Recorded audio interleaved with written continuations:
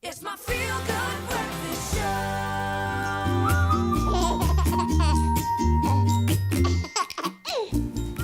Oh man, if you were in a bad mood, that little laugh has got to put your day right. Welcome back, you're live with Espresso.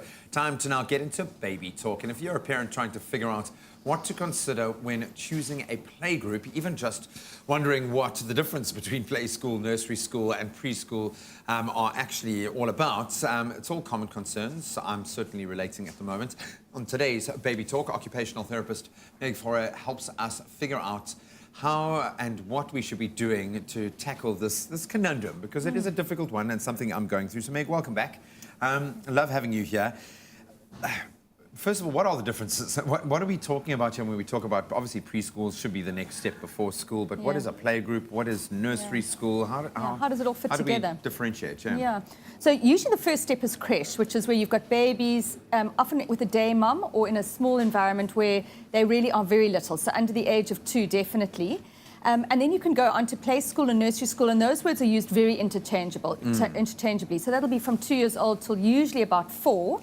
And then we have preschool, which in the old days used to mean grade R only, and then go into primary school. But now many schools have got, for their preschools, they've got actually 3 years. So grade R, grade double R, grade, whatever, triple naught, whatever it is. So it actually can start as early as 3 years old, preschool. I have a feeling that's also something to do with the waiting lists to get into some of the good schools out there. No But doubt. that's a different discussion for a different day. When do we need to start considering? So I'm amazed at how many parents already have their kids. I feel like we're lagging, and my boy's only 18 months. When do we start thinking about entering into that social school environment, so to speak? So I love it when a little one is at home for as long as possible in the early days. So 18 months old, I'm still loving the fact that he's at home either with a nanny or with both of you, with mom, or with her granny. So I think that's wonderful when they're very little. But what you'll find, now that yours is 18 months old, is between 18 months and about 2 years old, you start to feel the sense that they need a bit more. And often it's got to do with socialization. And so as soon as you start to get that gut feel, that's when most parents are putting their little ones into a play group system. What do we need to think about then when broaching this? Because we've got some amazing kind of options out there, music groups, all sorts of very stimulating ideas, things that certainly tick a box for me, but it's for your little one, not for you. So what should you be mindful of? So when it comes to those groups, like the music ones and the play ball and those type of things, you can really go with what just feels good for you and your baby and what they like, because you are with them. So, you don't really have to be what works for you, go for it. But when it comes to a play group and a play school, you actually do need to be quite critical. It's credentials, Oh, absolutely. There's a lot of things you need to look at. Number one, is the teacher properly trained? And when I'm talking about proper training, has she got some basics in education and early childcare? And has she done a first aid course? And has there been some sort of security check and police clearance done? You really want that done as a starting block for the teacher.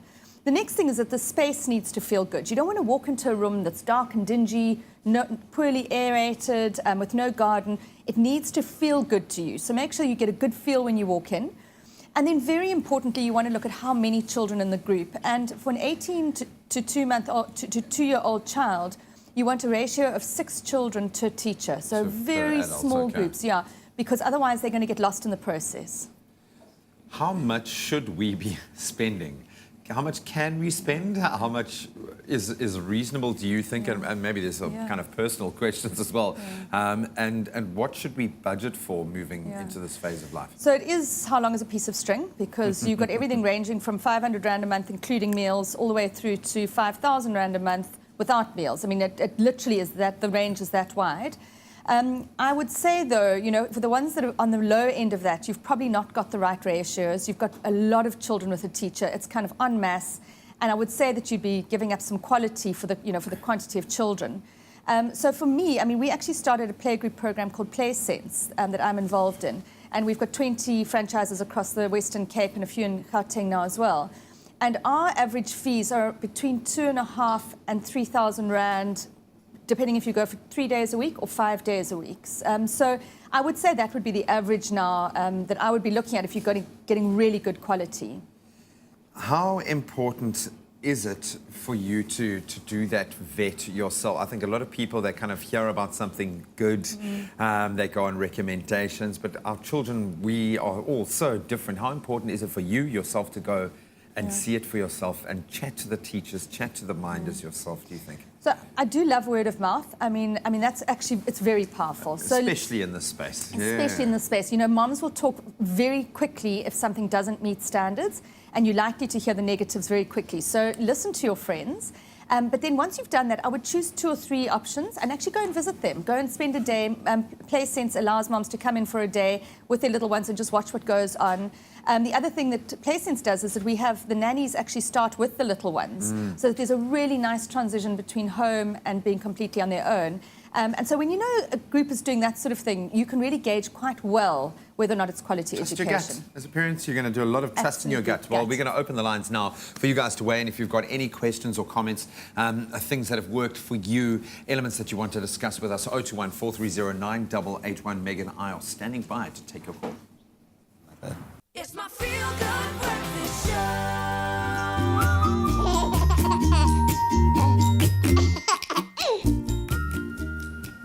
Welcome back. You're live with Expresso. Meg and I are having a very in-depth discussion about my beautiful boy Jack at the moment, 18 months old. So he is about to enter into that next phase of playgroups and then nursery school and then preschool and school.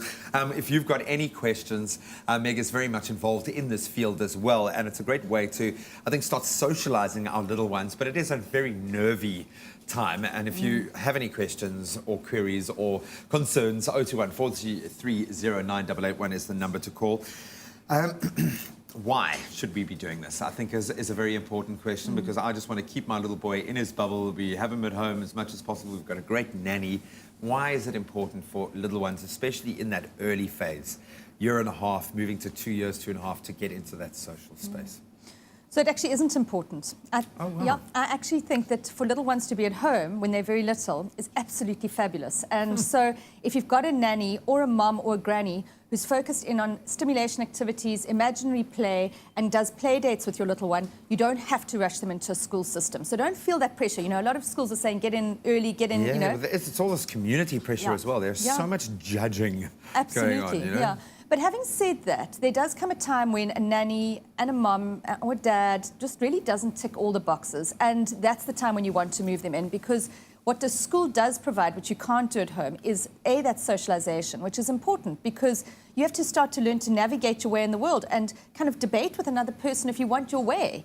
And you can't do that when you're at home as an only child, because you'll be always getting your way, you know. So socialization, collaboration, and social skills are the main reason why we want little ones in play groups. And then a play group, like for instance Play Sense, that has an imaginary play foundation, gets little ones to collaborate together on activities, and that's very important as well. So it's more important than rather the skills is actually the collaboration that happens between children.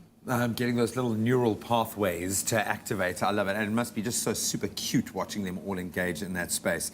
So I think you also learn things about your children that you might not know because you're so close to them all the time. Yeah. How do we ease them into this phase? How many days a week is recommended when first starting out?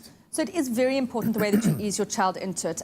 I do recommend initially 3 days a week. So you can either run them Monday, Tuesday, Wednesday, for instance, so they get a little bit of continuity and then have 4 days of off, 4 days of a weekend.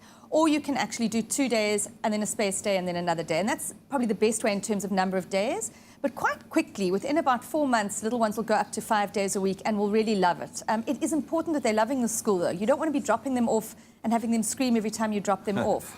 And if they're doing that, you need to question what's going on at the school. What about the parents screaming and crying? Aren't you going to miss out on these amazing milestones? That's the worst thing. I mean, I pop home like every 45 minutes just to make sure something new hasn't happened. Yeah. Do you miss out or run the risk of missing out on some amazing things, or is it just part of life? Suck it up. It is hard, you know, and especially if you're a working parent who doesn't have a choice from quite early on, and your child, you know, you do feel like you're missing out, and what experience have you not had with them? One of the things I do recommend is that in the evening when you get home from work, or in the afternoon when you get home, set aside 15 minutes in which you put your cell phone aside, you sit down with your little one on the floor and absolutely focus in on them. Process that. Because that kind of fills up your emotional tank as well as filling up their emotional tank. And that's quite a nice thing to do, particularly when they're starting playgroup. Mixing of age groups, is this something that is quite rigidly guided? What is safe in terms of the ages to start mixing? Because their development can outstrip each other quite rapidly. Yeah. How do you go about kind of matching those groups? Is that something that you would be very concerned about? Yeah, so first of all, the difference between an 18-month-old and a 3-year-old, even though it's only 18 months, they are like a species apart. Yeah, They're so completely. different. But having said that, what we have found, and there's a lot of research to show this, is that having older children in the same group as younger children is good for both. So for the younger children, it scaffolds their development and gets them developing actually a little quicker, particularly in language and imagination. Because older children will get them to talk. You know, they want them to talk so that, you know, they're not like adults who'll guess what's going on. And then for the older child, it's wonderful because it builds their self-esteem because they're the big kid and they can do things. They've got mastery. So I actually like having a mix of ages in a group. So up to about a year is a good mix of ages. So you could have a little one who is 2 and another one who's 3 quite happily in a group. I suppose last question, because this is something that really does concern me, is how do you know when you're struggling to read signals, as it is with communication ability, that the child might not be fitting in or that it's not the right fit for them? No, that's a very important question. If you drop your kid in the morning and they do a few minutes of tears and 5 minutes after you've left, the teacher WhatsApps you an image of your little one happy as anything, it's absolutely fine. And that's sort of separation anxiety we can expect. But when you're getting phoned halfway through the morning to come and collect your child because they actually haven't settled, you know that it's not good for them. And then they could be drowning potentially because there are too many kids in the group. Lots of food for thought, but it's also a very exciting time and an opportunity for your little one to start growing, to start learning, to start socializing, which really does excite me as well. But I absolutely love that tip about just setting aside some time for you and your little one at the end of your day, of their day, whether it's 10 minutes, 15 minutes, half an hour, where you can really connect and keep that bond going. I just don't want to let him go. I just don't want to let him go.